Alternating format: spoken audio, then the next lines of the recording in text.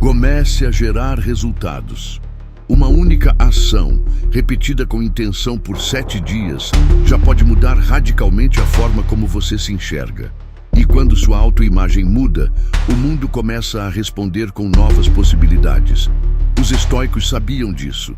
Sabiam que a disciplina silenciosa tem mais força do que 1000 promessas gritadas ao vento. Sabiam que os verdadeiros resultados não dependem do que acontece fora, mas da energia que você cultiva dentro, na sua mente, no seu corpo, nas suas escolhas diárias. Neste vídeo, vamos mergulhar em 7 hábitos estoicos, 7 ferramentas de guerra, que funcionam como escudo contra o desânimo e contra tudo que tenta te puxar de volta. São gestos simples, mas com potência suficiente para ajustar sua rota, recuperar sua energia e te reconectar com o que é essencial. Porque ser produtivo não é correr mais rápido, é parar de desperdiçar energia com o que te enfraquece. Você pode dizer que não tem tempo, mas o tempo está nas suas mãos. Ele só foi sequestrado pelos vícios, pelas distrações, pelas desculpas que você repete toda vez que começa a melhorar e se sabota no meio do caminho. Se isso já acendeu algo em você, deixe isso claro para você mesmo e escreva nos comentários: a partir de hoje, eu gero resultados. Porque uma nova vida não começa na segunda-feira. Ela começa no exato momento em que você decide parar de repetir o mesmo enredo de sempre e começa a construir, com clareza e intenção, algo que finalmente te leve para frente.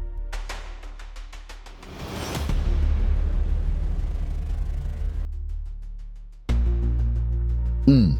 Levante-se antes da sua mente inventar desculpas.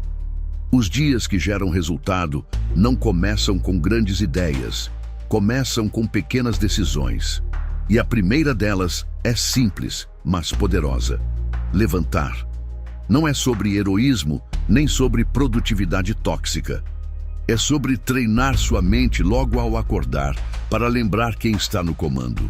Quando você aperta o botão da soneca, o que está dizendo para si mesmo, mesmo sem perceber, é: hoje eu adio, hoje eu deixo para depois, hoje eu fujo. E esse padrão se infiltra no seu comportamento como uma rachadura silenciosa. No treino que você pula, no projeto que você posterga, na mensagem que não responde, no sim que vira talvez. Porque se você começa o dia cedendo, o resto das suas decisões tende a seguir esse mesmo ritmo, o da fuga. Marco Aurélio sabia disso. Ele escrevia para si mesmo, em suas meditações: quando o despertador tocar e a vontade de ficar na cama for grande, lembre-se de que você foi criado para agir, não para se esconder debaixo dos cobertores. Essa frase, tão simples, é um lembrete brutal.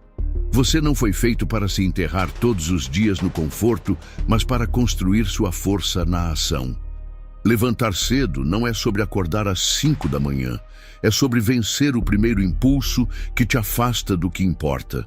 Você pode acordar às 6, às 7, às 8, não importa tanto o horário, mas o gesto de levantar antes que sua mente comece a negociar com a preguiça. Pense nisso. A mente é como um advogado criativo.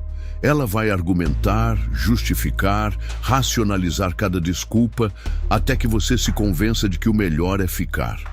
Mas a verdade é que nesse momento você não precisa de argumentos, precisa de ação.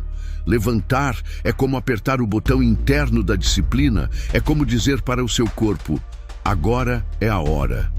Mesmo sem vontade, mesmo com sono, porque é no primeiro gesto do dia que você treina o músculo da decisão. E quem começa com intenção, constrói consistência. Imagine um atleta, um guerreiro, um líder. Eles não esperam estar motivados para agir, eles se movem, e a motivação vem depois. Você também pode ser esse tipo de pessoa, alguém que constrói sua confiança, não com promessas, mas com atitudes. Então, amanhã, quando o alarme tocar, levante. Não pense demais, não dê espaço para a dúvida. Levante com a firmeza de quem sabe que o mundo lá fora só responde a quem já começou a se mover por dentro. E se essa consciência já começou a vibrar em você, escreva aqui nos comentários: hoje eu escolho começar com força. Porque a forma como você desperta determina a forma como você caminha, e quem acorda com firmeza termina o dia com direção. 2. Movimento é a linguagem da sua força interior. Antes de qualquer conquista externa, existe um corpo que se move. Ficar parado não é descanso, na verdade é desistência disfarçada. Seu corpo foi feito para andar, expandir, levantar, empurrar, vencer resistências físicas, não para viver dobrado diante de uma tela, esperando motivação cair do céu. Mover-se é mais do que uma questão de saúde. É uma escolha consciente de não aceitar a estagnação. É dizer com o corpo: eu ainda estou aqui e eu não vou desistir de mim. Muita gente acha que os estoicos eram só pensadores silenciosos, mas a verdade é que eram homens de ação física e mental. Marco Aurélio, por exemplo, não era só imperador de Roma, ele era também um general. Praticava luta livre, boxe e até caçava. Sêneca enfrentava banhos gelados, desafiando o próprio corpo ao desconforto. E Sócrates, o grande pensador, caminhava quilômetros em silêncio, treinando não apenas a mente, mas também a resistência. Eles sabiam que o corpo é o instrumento da alma, e se o instrumento está fraco, desafinado ou imóvel, nenhum plano mental vai ganhar força. Há uma história poderosa sobre o ex-presidente americano Theodore Roosevelt. Quando criança, ele era asmático, frágil e sem força. Seu pai olhou nos seus olhos e disse: "Você tem uma mente brilhante, Theodore, mas precisa fortalecer seu corpo." E aquele menino, com apenas 12 anos, respondeu: "Ok, eu vou fazer meu corpo forte." Esse foi o início da chamada vida extenuante e da transformação de um garoto doente num dos presidentes mais vigorosos da história. Sêneca também escrevia: "Tratamos o corpo rigorosamente para que ele não seja desobediente à mente, porque sem corpo firme, a mente cede mais fácil. Sem movimento, tudo trava, a energia, a disciplina, até a clareza. Você não precisa virar um atleta, mas precisa se mover, porque a inércia física gera estagnação emocional. E quem vence a preguiça no corpo começa a vencer a si mesmo. O exercício é um campo de treino da constância. Quando você escolhe se mexer mesmo sem vontade, está desenvolvendo o músculo mais importante da sua vida, a disciplina. Pessoas disciplinadas fisicamente tendem a ser mais focadas, mais produtivas e mais resilientes, porque aprendem a resistir à tentação da zona de conforto. Se você vence a preguiça no treino, você vence a preguiça na vida. Então faça um compromisso com seu próprio impulso de crescimento. Por 7 dias, mova-se, todos os dias. Pode ser uma caminhada, um alongamento, uma dança, uma série de respirações conscientes entre suas tarefas. O importante não é o esforço, é o compromisso. É a mensagem que você envia para si mesmo ao se mover. Eu não sou espectador da minha vida, eu sou o participante ativo. Porque o corpo parado acostuma a mente à inércia, mas o corpo em movimento reacende a energia vital. Você não precisa treinar como um atleta, nem seguir uma rotina perfeita. O que transforma sua identidade é a repetição, é a presença, é a constância. Esses 7 dias não são sobre performance, são sobre presença. É você reaprendendo a cuidar da sua base, não por vaidade, mas por integridade. Cada vez que você se movimenta, está dizendo para si mesmo: eu não aceito viver apagado, eu me levanto, eu avanço. E é esse gesto, repetido em silêncio, que transforma seu corpo de um corpo fraco para um corpo desperto. Um corpo que sustenta, que aguenta, que protege sua clareza mental diante dos choques da vida. Porque quando você se move com disciplina, sua mente começa a confiar em você. E é aí que a transformação acontece. O cansaço vira energia, a apatia vira direção. Movimente-se por 7 dias. Mesmo que o mundo esteja parado, mesmo que a vontade falhe, mesmo que ninguém veja, o seu corpo está sempre ouvindo e ele responde com mais foco, mais força, mais vitalidade. Se essa decisão já começou a vibrar dentro de você, escreva nos comentários. Eu escolho ser forte, mente e corpo. Entenda, quando o corpo responde com firmeza, a mente aprende a confiar e os resultados começam a surgir de onde antes só havia cansaço. 3. Aprenda a expressar suas emoções com clareza. Existe um lugar onde a sua confusão se transforma em clareza, onde pensamentos soltos ganham forma, onde sentimentos mal compreendidos começam a se alinhar. Esse lugar é o papel. Escrever não é um luxo, é um ato de higiene mental. É como tomar banho por dentro. Você limpa o excesso, reorganiza o caos e dá sentido ao que parecia apenas ruído emocional. Muita gente acha que precisa ter o diário perfeito, a caneta ideal, uma caligrafia bonita ou frases inspiradoras. Mas o diário estoico não é feito para ser mostrado, é feito para ser sentido. Na verdade, não importa o caderno, importa o gesto. Importa parar por 5 minutos e colocar para fora o que estava te travando por dentro. Marco Aurélio fazia isso todos os dias. Escrevia para si mesmo, não para impressionar os outros, nem para construir um legado, mas para treinar sua mente. O livro Meditações era seu diário particular, uma conversa sincera com seus próprios pensamentos, e nele ele dizia: você tem poder sobre sua mente, não sobre os eventos. Entenda isso e terá força. E essa força nasce quando você para de pensar apenas com a cabeça e começa a escrever com a alma. Escrever é mais do que registrar ideias, é organizar o caos. A ciência comprova isso.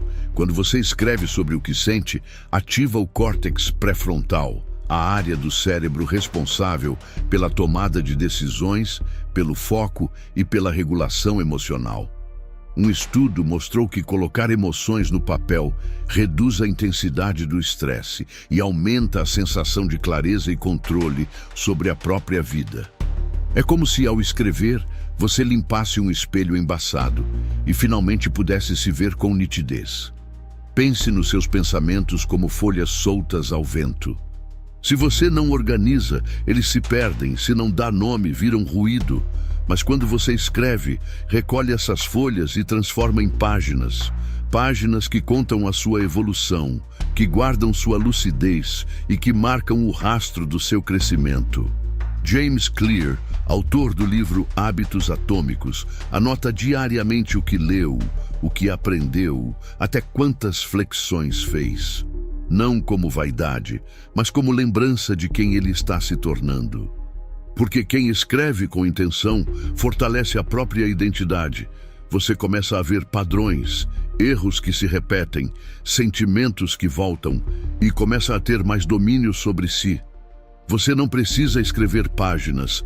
Pode começar com uma linha, pode registrar uma ideia que te tocou, um erro que não quer repetir, um medo que deseja superar, ou apenas o que aprendeu com o seu dia. O importante é que essa frase seja sua, sincera e escrita com presença. Esse momento com o papel é um espelho da alma. É ali que você deixa de fugir de si mesmo. É onde se encontra com quem você foi, se reconecta com quem você é e planta as sementes de quem ainda pode se tornar. Durante os próximos 7 dias, escreva.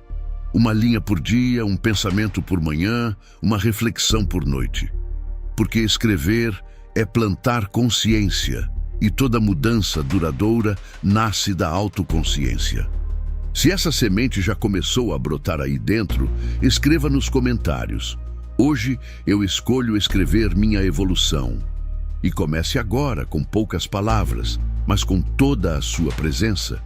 Porque quando você escreve o que sente, Você para de se perder por dentro e começa de fato a se transformar. 4. Faça as coisas que você vem deixando para depois. Sêneca dizia que a maior tragédia da vida não são os erros cometidos, mas o tempo desperdiçado. A procrastinação rouba de nós algo que jamais volta: o agora.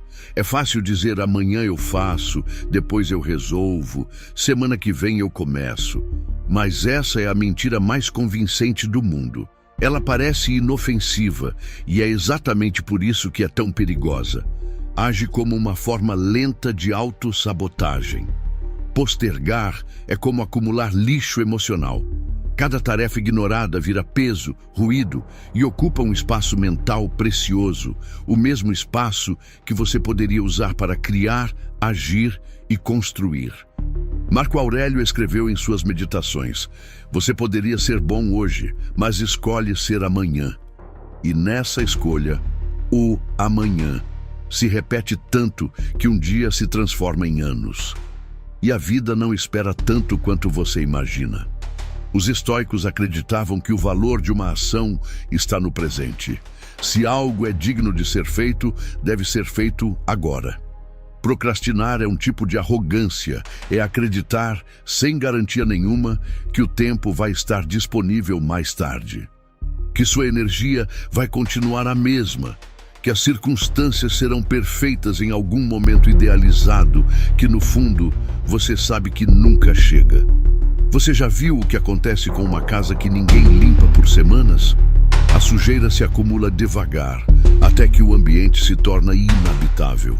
O mesmo acontece na mente de quem vive, adiando o que importa. Pequenas decisões deixadas de lado se transformam em grandes bloqueios invisíveis.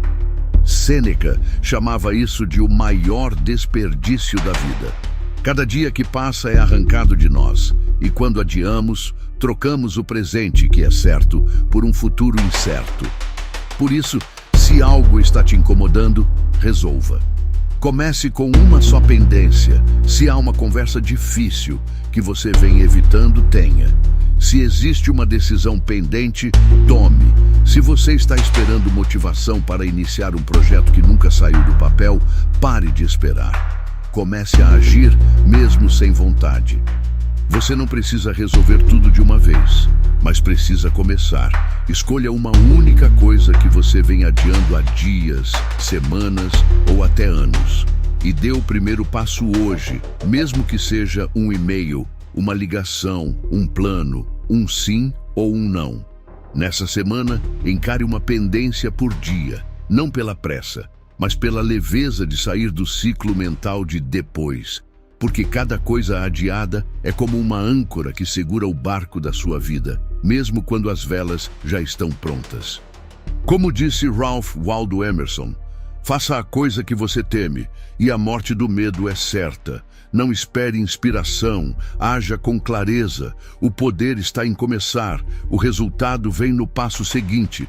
E se você está pronto para cortar o ciclo da procrastinação, escreva aqui nos comentários: hoje eu faço o que precisa ser feito. Essa decisão, repetida com intenção, pode não mudar o mundo em um dia, mas muda o rumo da sua história, um ato por vez. 5. Regularize seu sono. Você quer acordar cedo, mas não consegue sair da cama. Quer ter energia e foco, mas vive cansado. Quer resultado, mas insiste em ignorar o que é mais básico. Seu corpo precisa descansar. O problema não está só nas manhãs difíceis, está na forma como você termina o dia. Você exige performance de uma mente que está esgotada, quer clareza emocional quando sua biologia está em colapso. Mas não há milagre que substitua o sono, porque o sono não é uma pausa, é o centro do seu realinhamento mental. Durante a noite, seu cérebro organiza memórias, regula hormônios, ajusta seu humor e fortalece sua capacidade de decidir. É como um centro de comando, fazendo manutenção enquanto você repousa. Mas quando você negligencia esse processo, é como deixar de carregar a bateria e depois culpar o celular por desligar. Você cobra de si presença, mas vive em modo reserva. Sêneca já alertava sobre isso séculos antes da ciência confirmar. As pessoas temem a morte, mas vivem se enterrando aos poucos, em noites mal dormidas, distrações inúteis e trabalho sem sentido. E é exatamente isso. Cada noite mal dormida é um pouco de você se apagando. Você perde energia, sim, mas perde também lucidez, clareza e poder de escolha. Dormir bem é mais do que saúde, é estratégia. É você respeitando o seu corpo como instrumento da sua evolução.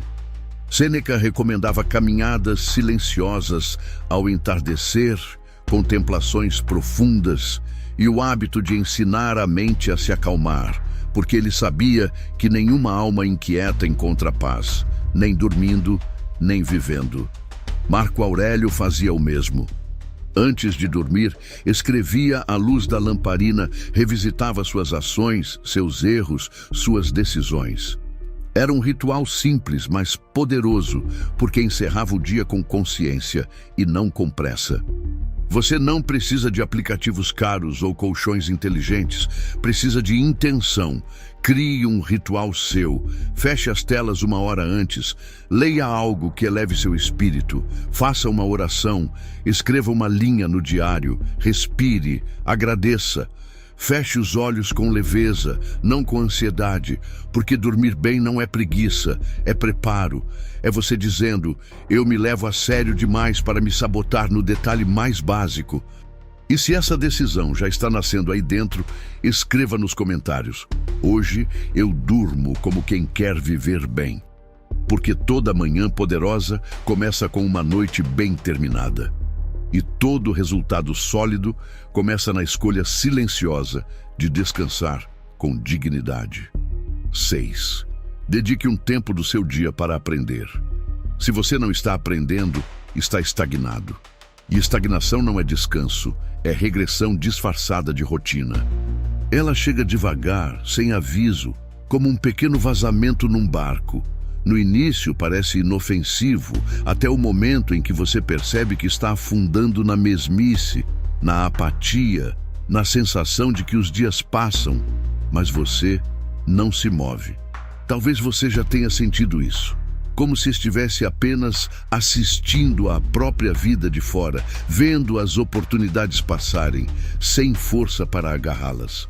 Isso não é azar, não é falta de talento. É um sinal claro de que você parou de crescer. Aprender não é luxo, é sobrevivência mental. E não tem a ver só com livros ou diplomas, mas com a sua capacidade de evoluir com a vida, de se reinventar diante dos desafios. Pense na sua mente como um músculo.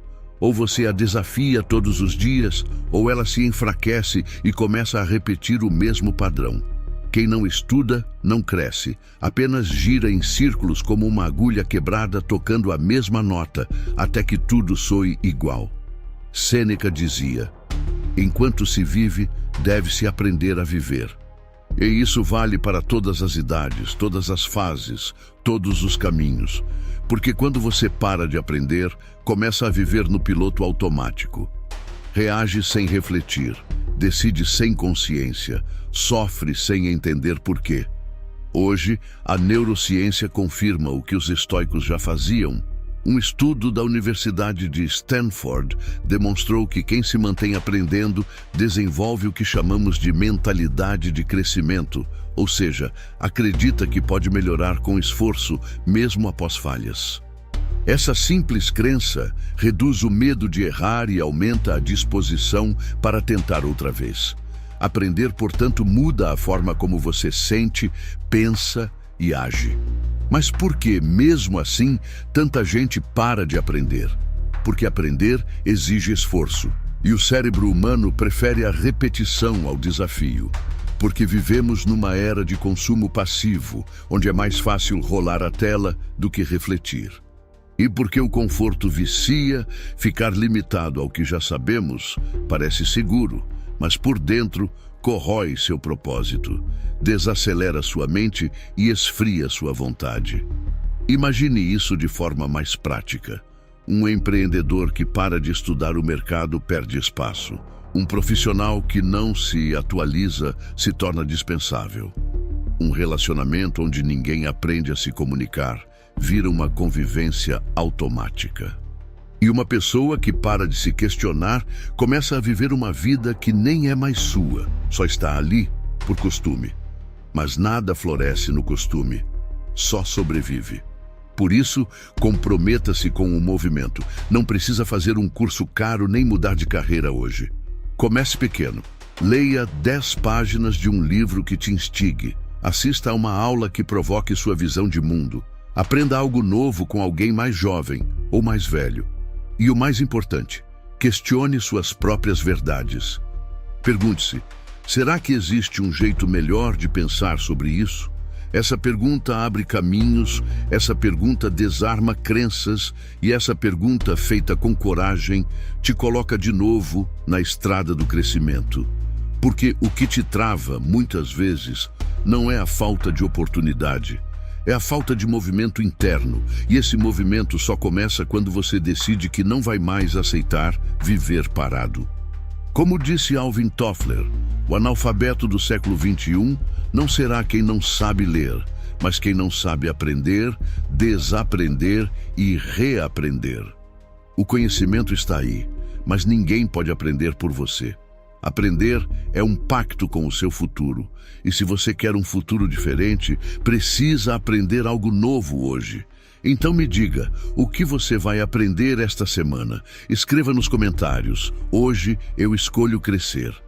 É porque quem escolhe crescer todos os dias, constrói uma vida onde os resultados são consequência e não mais um acaso. 7. Comece a viver com controle em todas as áreas. Controle para os estoicos não era rigidez, era sabedoria aplicada, era saber o que fazer com o que se sente, o que se pensa e o que se deseja. E esse tipo de controle vai muito além de quanto se gasta ou quantas horas você passa nas redes. É sobre temperança, a arte de usar sua força interna para crescer e não para se sabotar. A primeira forma de controle é a mais ignorada. O controle da insatisfação. Reclamar pode até parecer um desabafo legítimo, mas na verdade é um vício emocional disfarçado de sinceridade.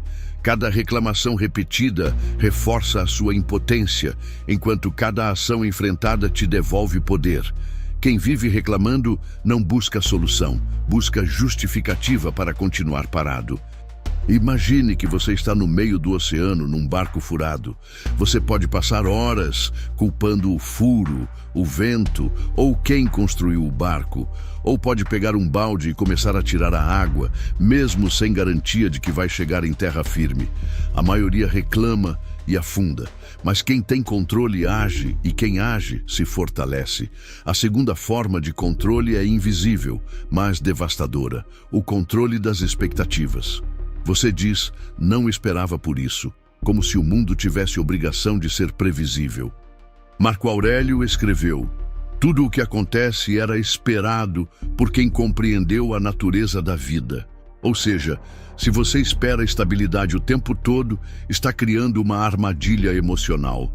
Você esperava que o outro fosse mais gentil, que o dia fosse leve, que o plano funcionasse de primeira. E quando a realidade não cumpre o roteiro que você criou, você se frustra. Mas a realidade nunca foi feita para satisfazer desejos, ela existe para ser enfrentada com lucidez. Quem tem controle espera o melhor, mas se prepara com coragem para o pior. Outro tipo de controle está na boca, ou naquilo que você decide deixar sair dela. Falar sem pensar é uma das formas mais perigosas de se auto-sabotar. Epicteto dizia, não são os acontecimentos que nos perturbam, mas sim os julgamentos que fazemos sobre eles. Desabafar pode aliviar, mas também pode envenenar. Nem todo pensamento merece virar palavra. E o que dizer do controle dos impulsos?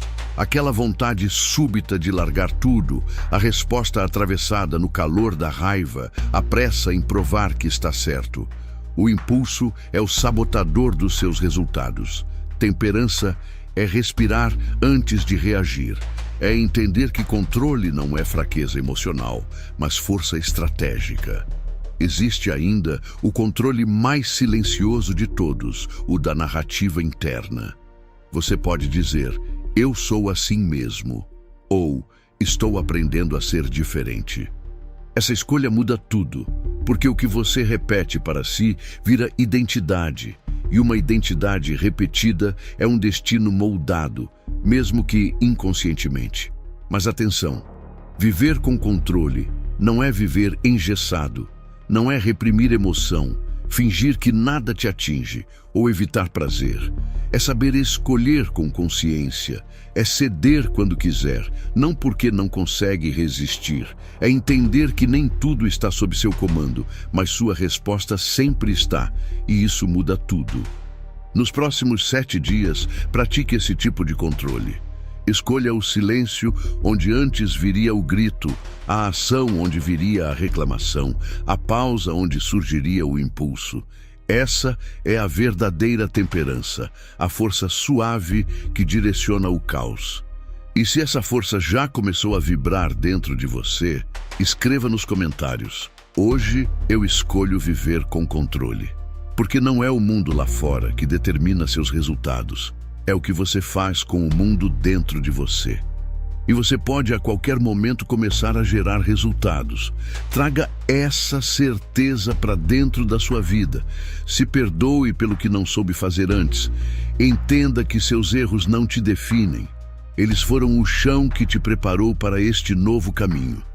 Talvez durante esse vídeo você tenha pensado, eu sei que preciso disso, mas será que vou conseguir colocar em prática?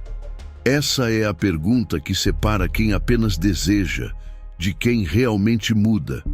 Porque saber o que fazer não transforma a sua vida. O que transforma a sua vida é fazer o que precisa ser feito, mesmo quando você ainda não se sente capaz. Você é mais forte do que imagina. Os estoicos tinham consciência disso. Nosso maior poder é nossa capacidade de mudar nossa mente.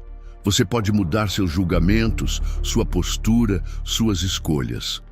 Marco Aurélio, mesmo governando o maior império do mundo na sua época, se dedicava a fortalecer seu caráter com a filosofia estoica. Sêneca, mesmo sendo um dos homens mais ricos, praticava o desconforto voluntário como treino para a liberdade interior.